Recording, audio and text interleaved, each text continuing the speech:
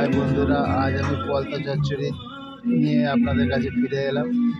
এর জন্য আমি প্রথমে 4-5টা আগে আলু কেটে নেব, তারপরে আমি আবার ফিরে আসছি। হাই বন্ধুরা, আমার আলু কাটা হয়ে গেছে। আমি আলুগুলো ঠিক এইরকম ছোটো ছোটো করে কেটে নিয়েছি। এরপরে আমি এইরকম সাইজের একটা বেগুন নিলাম। এই বেগুনটাকেও আমি ঠিক একই রকমভাবে কেটে নেব। হ্যাঁ বন্ধুরা, আমি এই পলতা শাক কাটাটাও তোমাদের সঙ্গে শেয়ার করছি।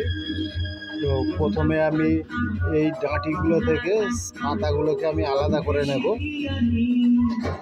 আমি ভালো ফ্রেশ পাতাগুলো গুছিয়ে নিয়েছি কাটার জন্য। এবার আমি পাতাগুলোকে ছোট ছোট করে কেটে নেব। আমি কচি কচি ডগগুলোকে, ডাঁটাগুলোকে আমি এইরকমভাবে ঠিক পাকিয়ে নিচ্ছি, নিয়ে রিং রিং করে নেব। নিয়ে ঠিক এইরকমভাবে পাকিয়ে পাকিয়ে রিং করব। রিং করে আমি এই যে দেখো এখানে করে রেখেছি, ঠিক এই রকম হবে।